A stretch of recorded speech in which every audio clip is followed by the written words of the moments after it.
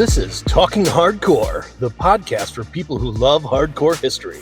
We can skip the boring to the interesting stuff. Worst person in the world in history, Genghis Khan.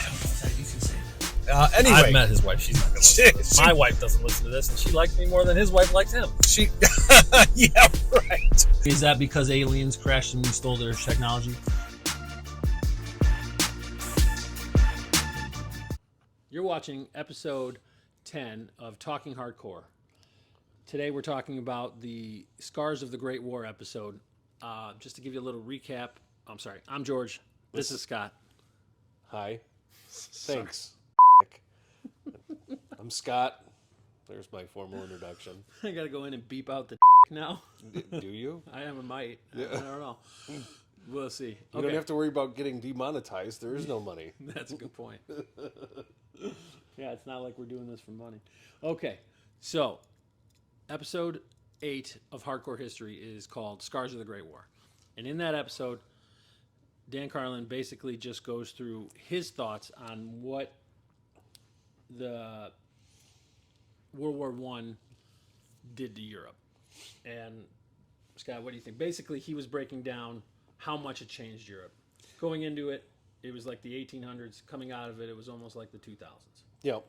Modern. Yeah, thoroughly 1940s modern. almost, yeah.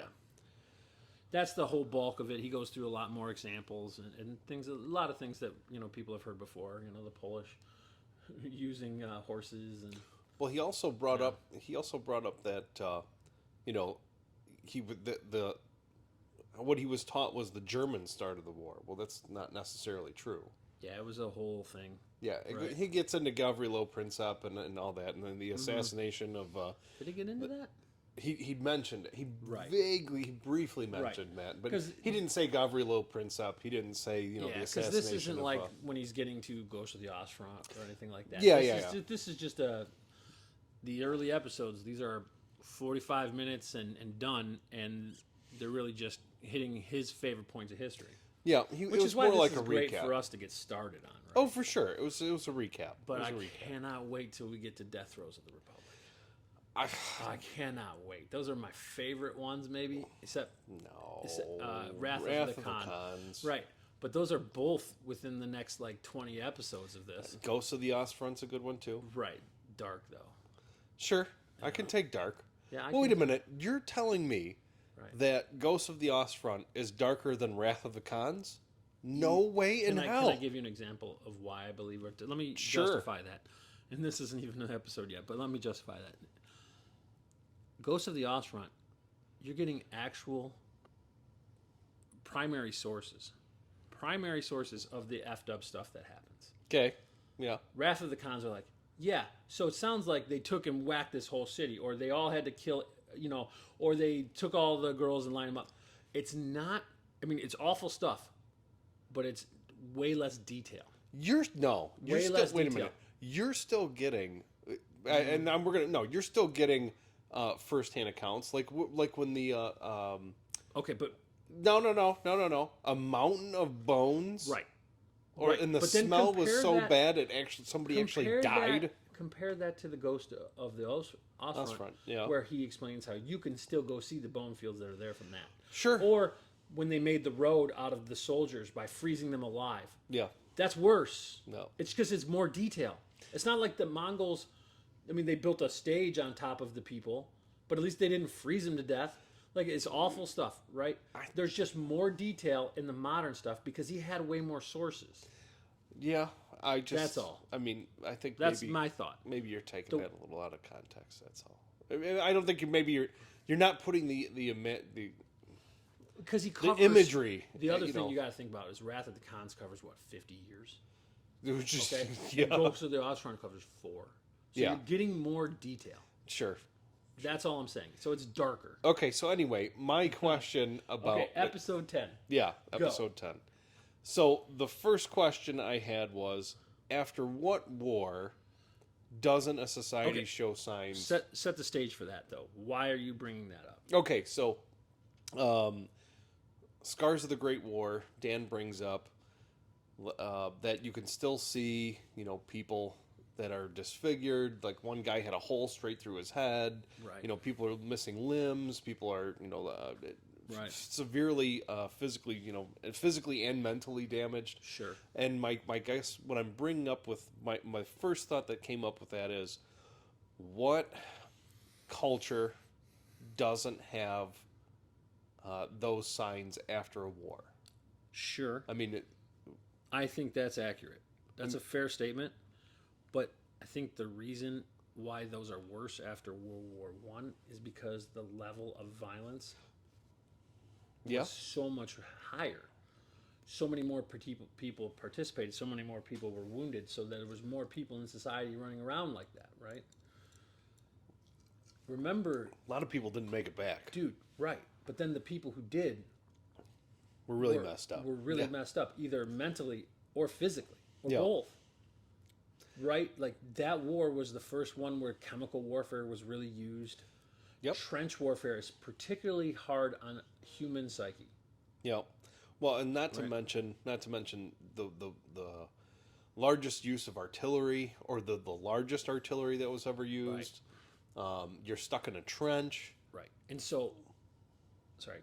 Yeah. Go ahead and finish. No, go ahead. So what I was going to say is, I think what was so awful about World War One is it's literally the worst case scenario for humans in war. Humans do better playing offense than defense, and World War One became almost exclusively defense. I mean, the way they... Okay, I'll explain it more.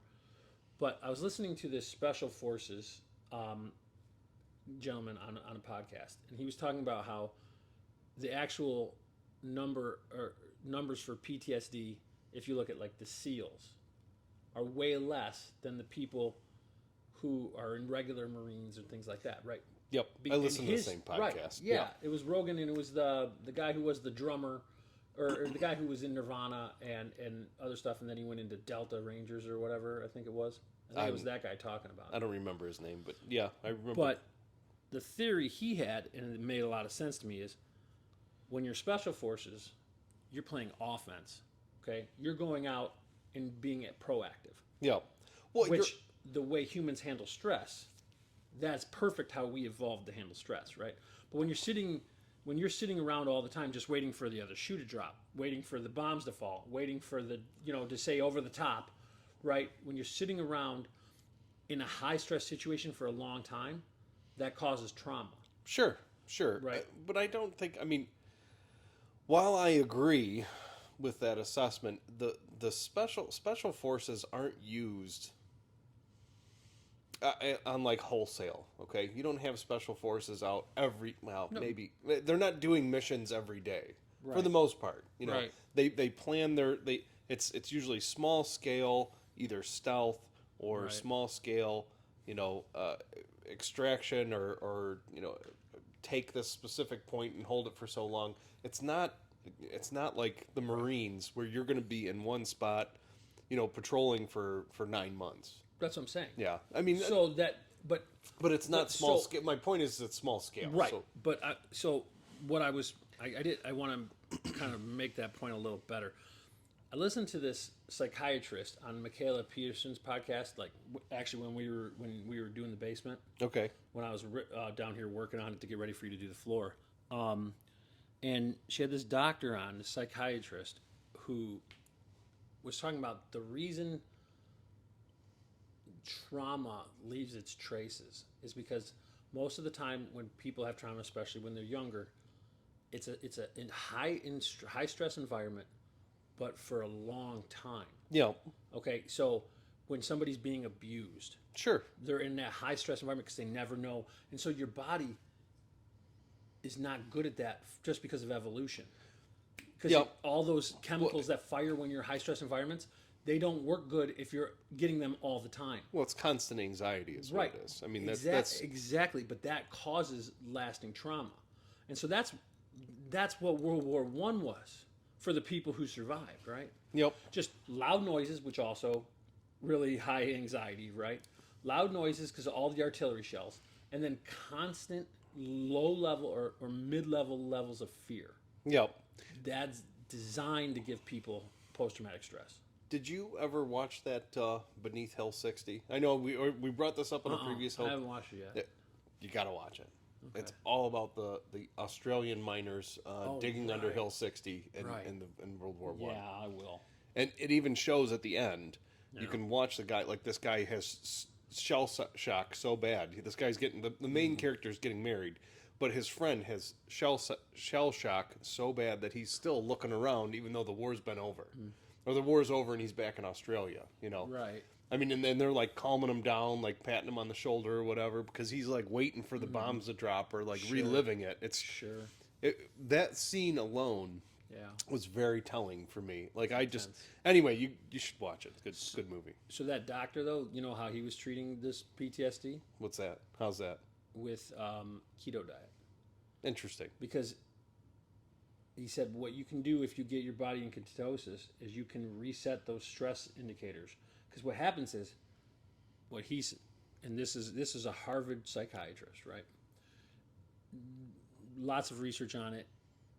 He said, when you're in those low levels of stress for that long a time, your body chemically gets into that where that's the things that it's producing, and you're stuck in that system, and you could be like that for decades. Yep. But when you get into ketosis, your body, your metabolism shifts, and then you stop producing those stress hormones, and you can get out of those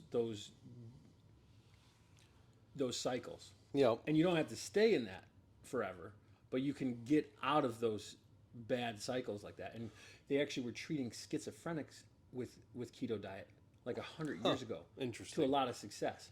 Well, I wonder, you know, like mushrooms or, you know. But that's the other thing they're working on for PTSD, which that's about to go be authorized by the government. Really? Yeah. Psilocybin, probably within the next year, is going to be approved For PTSD. for treatments with PTSD. Interesting. And then Humerman was talking about, he broke down the research, and it's fascinating because the way they treat it, Yep. okay, these doctors are breaking it down, right? And doing clinical studies.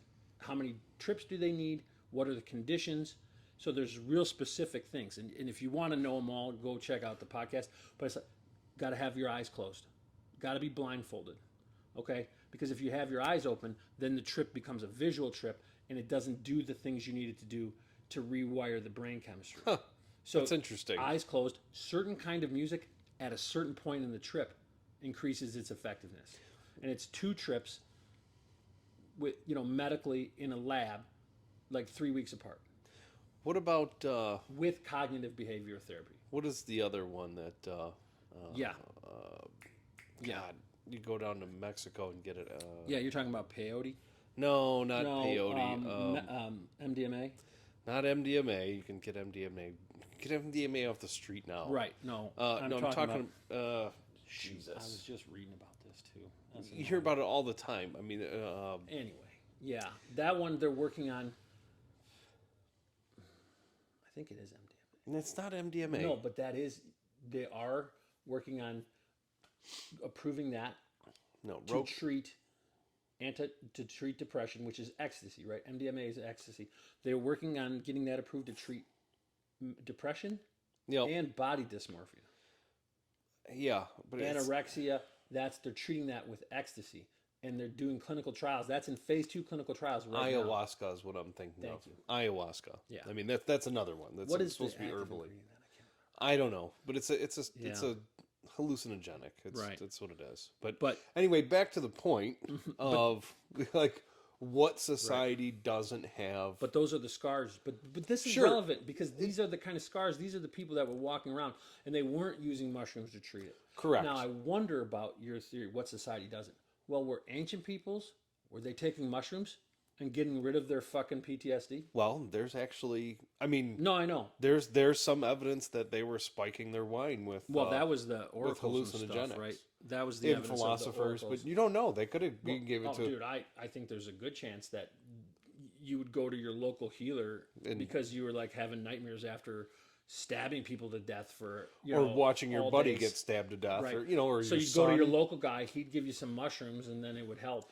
Yeah, or some wine laced with mushrooms, or Right, yeah, or yeah. anything, I mean, I don't Or you think go lick a toad. the human condition, and Dan talks about this later in other episodes, but Right. and I don't want to expand too much on it now, but I would make the argument that humans are humans, no matter how much death and destruction we can see.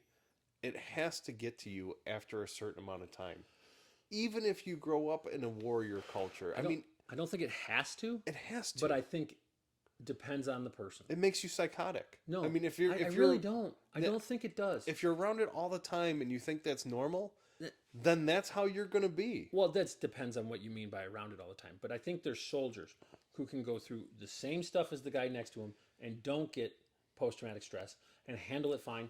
And there's the same guy, the guy next to him goes through the exact same experience and it messes with him.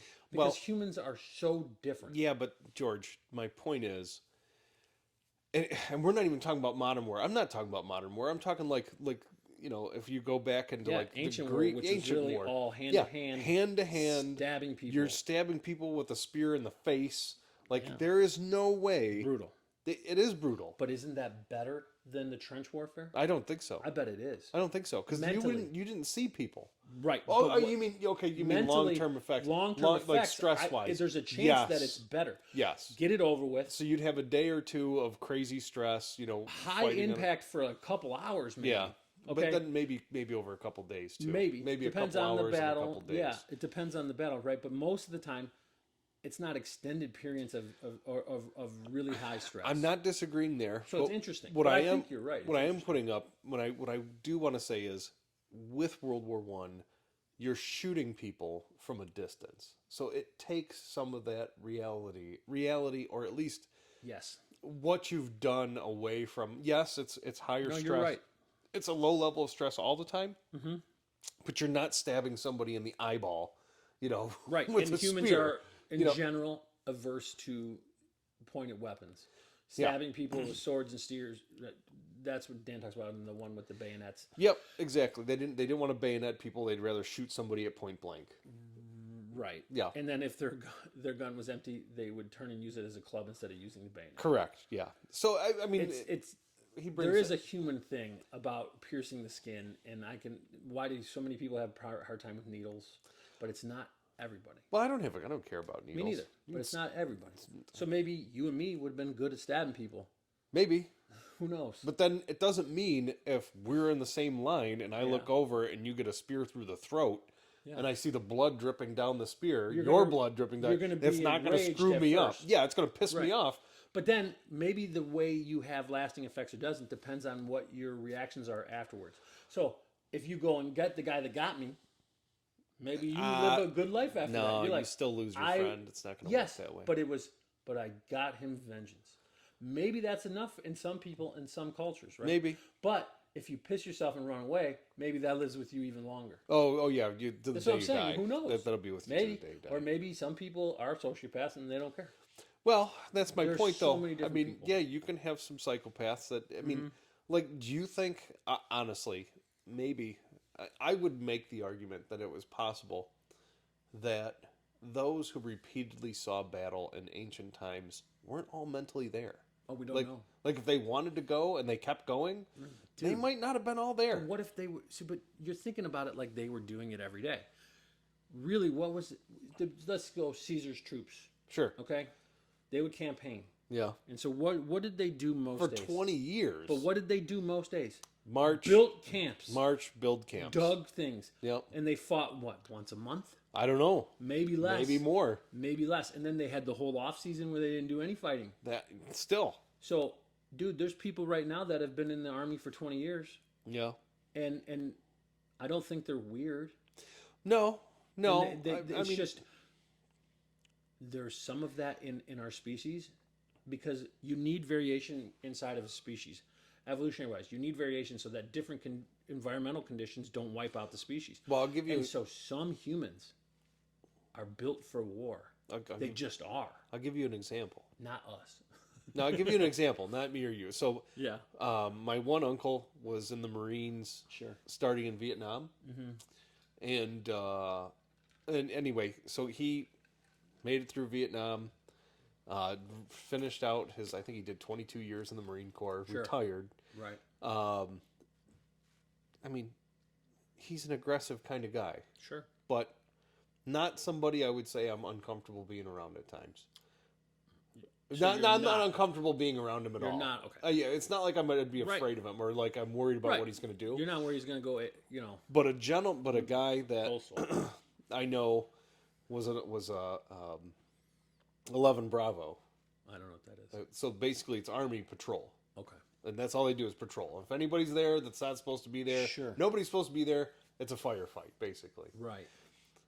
He spent, I think he did 2 tours in Afghanistan, 1 tour in Iraq, and I just, you know what? I just around him, I had to, like I was always watching out for him. That's all. You worried he might go and do something stupid. Yeah. Right. Not that I thought there was But nothing he wrong might have with it. been like that before he ever went in. Yeah, but he's a little twitchy. Sure, but he might have been like that before. He might not have been You a little never know. twitchy. I mean- but another person to put him in the exact same scenario. He went through all the things that guy did. Might not be, Well, there's no way. because we're all so different. I know. I agree.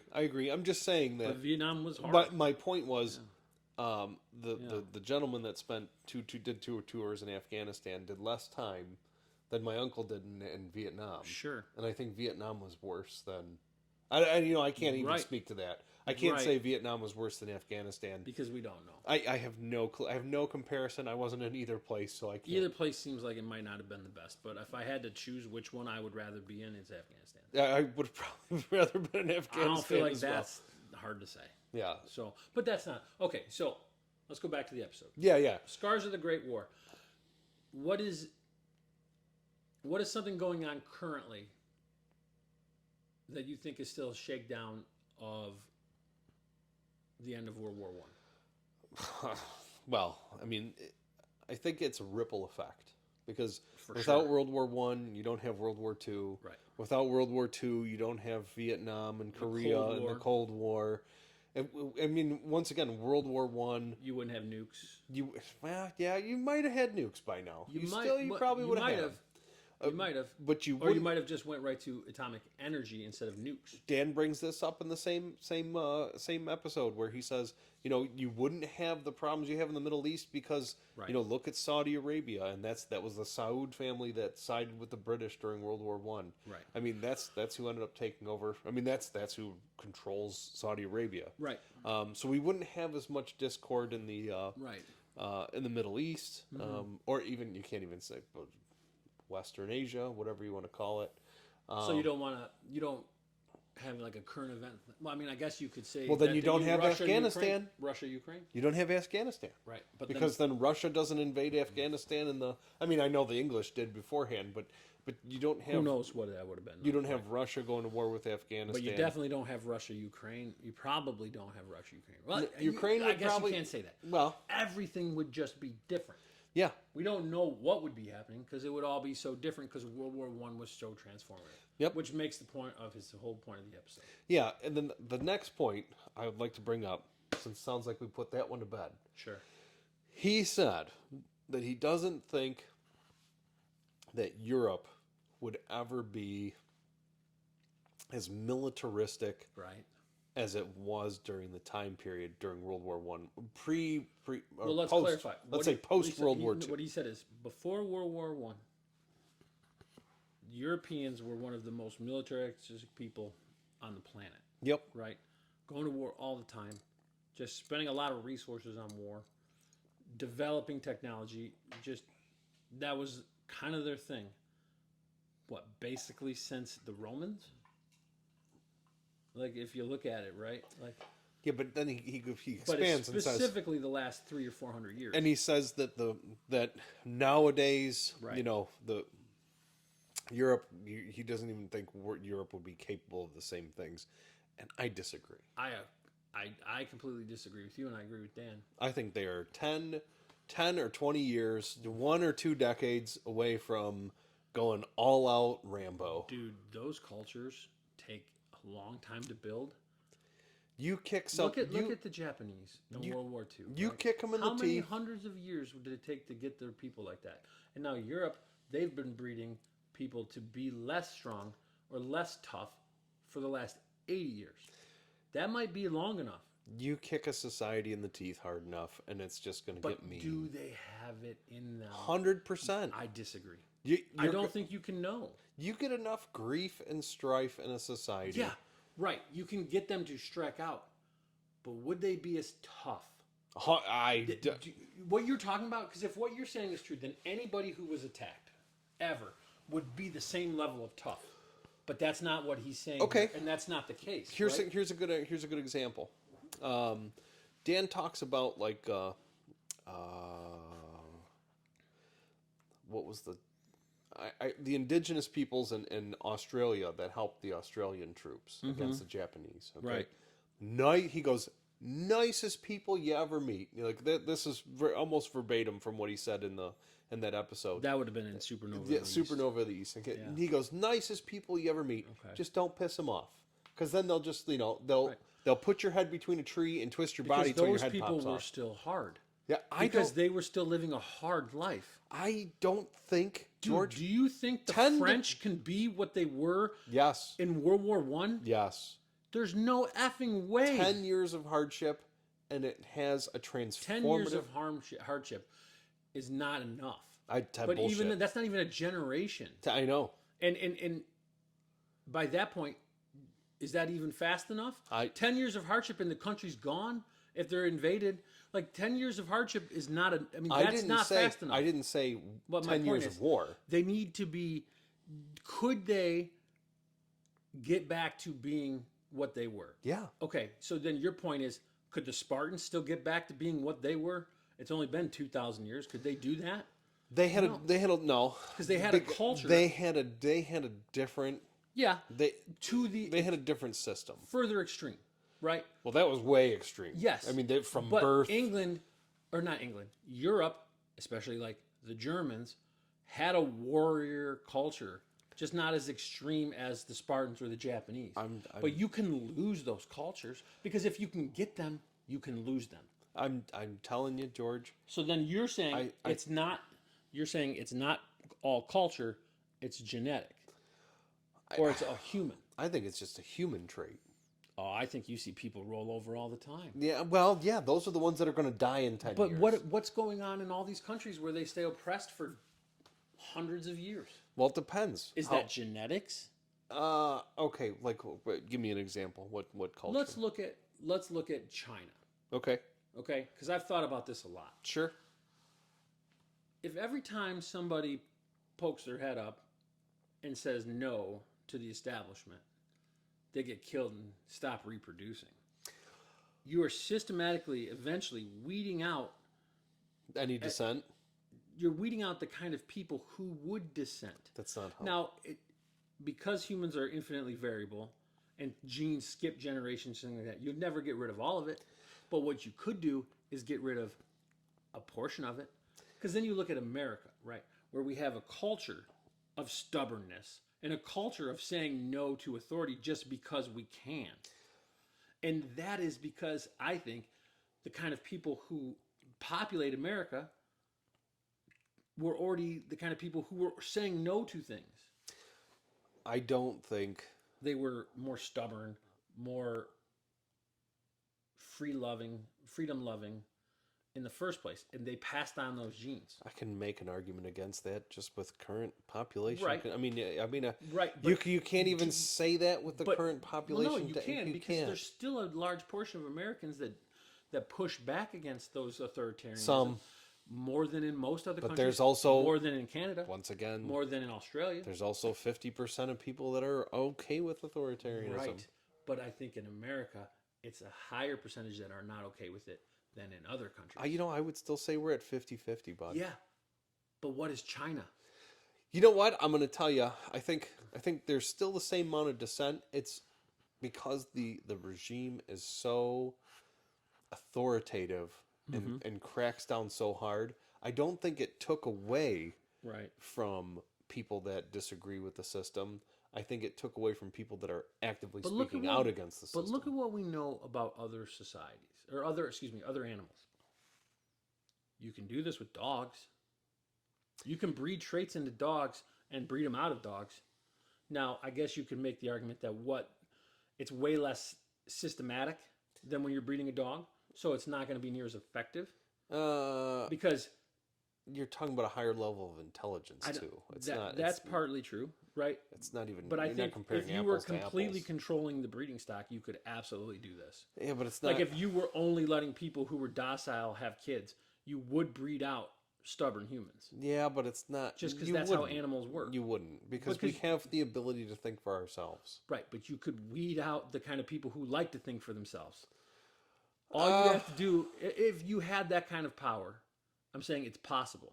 Now, I don't think any government actually could pull that off right now. I don't But think how any do you know government- that's not what they want? Unless you're starting to genetically modify and make human beings. Dude, the Chinese are definitely going to try that. Well, they're going to try that, but that doesn't mean. Anyway, Okay, unless but- you're genetically making human beings. We're way off. No, we're not. No, we're not. Because this goes Yeah. back to, can you the martial spirit of a culture? Is that being bred out? They tried to breed it out of the Germans. Like that was actually said that they were trying to take the martial. God, what was the? I'm curious. So here's let me give you a hypothetical scenario. The Japanese get attacked by China. Yeah, Can they be what they were in 1934? I don't see why not.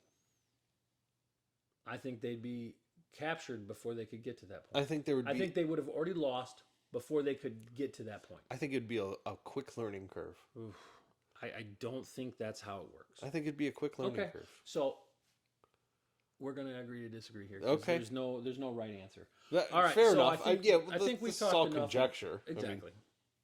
I just have been thinking about genetics in humans a lot recently, last couple years even, and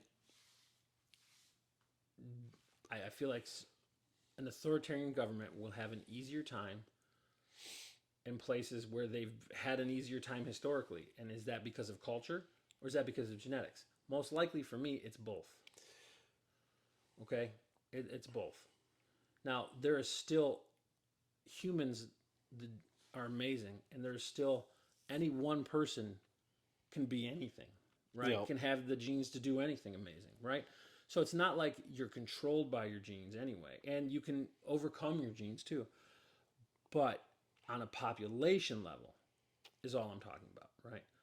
I feel like it would be easier to be authoritarian in China, where those people have been under the thumb of some ruler for millennia, yeah. than in America. Well, Mao did a lot of that. I mean, Mao instilled a lot of that too. But I mean, they had the Mongols, the Khans. They But they always fought. See, that's the well, point. No, did they? No, they didn't. They fought for the conqueror who was currently leading them against the new conquerors. They never fought off the old conqueror and then were free. They didn't have a Chinese revolution where maybe I'm wrong. I as far as I know, I'm not a Chinese history expert by any. We're not freaking experts on anything, but as far as I know, there was never a time where they threw off the yoke of oppression and declared themselves free people. I wouldn't know. But that's probably what the Chinese Communist Party says they did. Yeah. Well, you have the Maoist regime once again, and But they weren't even before that. But right? Mao didn't do it on his own, so that's Right. you can't even. I don't know if you can make that Okay, assertion. but I want to do a little aside here at the end of this episode. Sure. What are you listening to right now? Book-wise, Book, podcast, audiobooks. What are you? Just a little quick blurb for people. What you like to listen to? Okay, so currently I'm listening to Dungeon Crawler Carl. Right, that's the audiobooks you're telling me about. Yep. Which series? Which book in the series are you on? 5th book. And how many are there? Well, the 6th one's already out, but audiobook hasn't out yet. But Those are science fiction. yeah, it's science fiction. It's actually a literary RPG role playing game. Hard to explain. sounds dorky. It's awesome. I'm sure it is. It is awesome. I don't doubt It's that. hilarious I would enjoy too. It is absolutely Now, absurd. That's not the one that you were telling me about. That was the detective guy or whatever. Too? Oh no, that was And Hard so Luck Hank. Hard Luck Hank. You Hard like Luck those Hank. two? Oh, those are hilarious. Okay, and then podcasts. Joe Broken. Right. And then the rest is history. I started with the Atlantis episodes Yes, because I I thought haven't those were got cool to as that hell. yet. Is it cool? Yeah. Well, it's funny because you talk. I mean, they go down to they talk about the history of, Plato was saying Plato. that the Earth was bombarded by meteors, or at least there was a meteor impact. I think it was a meteor impact, I think which it was, destroyed Atlantis. Well, he said there was something that we interpreted now to mean it was a meteor. yeah. So He didn't say meteor. I don't didn't even remember. say something from the sky. I thought said it there was- was something. We'll get to anyway, that. We'll do an yeah. episode about So Atlantis. you gotta. I mean, it's actually pretty fascinating. Right. As a kid, I always thought Atlantis was cool, and then you look at. That's fun. I mean, they even made a cartoon about it, Disney cartoon. Yeah, I feel like it probably wasn't accurate. Though. No, but that's not the point. The point is, Was it woke? I don't know. I don't think it was back then. I don't think it was. They're very all well. like Atlantis patriarchy. Yeah, it's Atlantis patriarchy. So you had to have gills, okay, Yeah, to be in frickin' page. So that it's just so very that's what you're interesting to me. listening So to. yeah, that's what I'm listening to. Okay. What about you? I listened to the Rest is History Oppenheimer episodes Okay. before I saw the movie. Yep. The movie is intense. I think they did a pretty good job. I'm really glad I listened to The Rest is History beforehand because that movie moves fast. Christopher Nolan does not dumb it down for anybody. That's good. He's expecting you to just be able to follow it. Like that, all of that stuff. And it's 3 hours of dialogue with one giant explosion in the middle. Gotcha. It's pretty dope. Since you brought up intense. Christopher Nolan, I actually started watching Interstellar again. Oof. One of my favorite movies. Yeah. Of all time. If I you love loved watching it. Interstellar, you will like Oppenheimer. Probably. Because it's the same kind of storytelling. Okay. He flips back and forth into the time, telling the story at once from 3 different time periods to end up in the same place at the end. Okay. It's interesting. Now, I think they did a pretty good job of not making it too anti-bomb or too pro-bomb. I thought Oppenheimer seems like he probably did start to have some doubts about whether or not it should have been used. And to be fair, if you made that bomb and it killed that many people, you probably would too. Sure. Now, I don't think you'd be right. I think the atomic bomb saved millions of lives, including millions of Japanese lives, or hundreds and hundreds and hundreds of thousands of Japanese lives. Oh, I would say. And not to mention, it might have saved about 50 million lives by not having World War III. Yeah, or having to firebomb Tokyo or Right. firebomb anywhere else. But if we didn't have nuclear weapons, would we have went to war with Russia? Maybe. Maybe. You know what? I don't think so. I think we would. I don't think, and I'm going to tell you, the reason why I don't think so is we had nuclear weapons and we still didn't go to war with Russia. That's the point. Because So- you couldn't. Yeah, but we Because wouldn't you have. couldn't. we could because have. if you went to war with Russia once you have nuclear weapons, once both sides have them. Yeah, but we had them before Russia. Yeah, but they so- got them by 49. Once both sides have Yeah, them. after they stole our Right. Once both sides have them, you cannot go to war. My point is, So it was a deterrent. Well, as much as they thought it if would we be. wanted or to they go to hoped war, it would if the be. U.S. wanted to go to war with Russia, Yeah. we would have just done it. Right, but Russia couldn't have went to war with us. It doesn't matter. But they might have. Okay, if we then didn't you have nuke the bombs. Red Army. But my point is, Then you nuke the Red Army in Berlin, and then the war's but over. if we didn't have bombs, maybe they would have went after us. Stalin was not exactly like a good ally, right? But anyway, okay. So Oppenheimer, that's Yeah. a great one. Other podcasts, yeah, I listen to Rogan a little bit, and lately I listen to more of the authors when he has them on and comedians. I prefer the. I don't like the. I listen to comedians with Rogan, but It's I fun like the more sometimes. informational kind of stuff. Yeah, it's fascinating when you get somebody on and you learn something new about a topic. Well, like He when had you- an intelligent design guy on. A buddy of mine. That's evolution. The theory that there's an intelligent design behind it. And a Okay. buddy of mine at work listened to it, and he's a devout Catholic, and he thought it was fascinating. And I started it. I haven't got through it yet because the guy is like intense, and he's going through it all, and it's complicated, but it's interesting. That's all. It's interesting. I don't know. You know, And I'm not- I'd have to finish listening to it before I'd even feel like I could talk. yeah, about it. and I wouldn't Talk even about it. I wouldn't even broach the. I mean, Anyway, that's all I'm saying. Yeah. Okay, so, but yeah, as far as that goes, that's probably about everything. Thanks for watching or listening, and if you have any comments, you can go to the Discord channel, which is in the app or in the description, or you can go to YouTube and post a comment, and we'll answer it. please do. Please do. And like and subscribe if you think this is useful. Thank you very much. Yep. Have a nice night.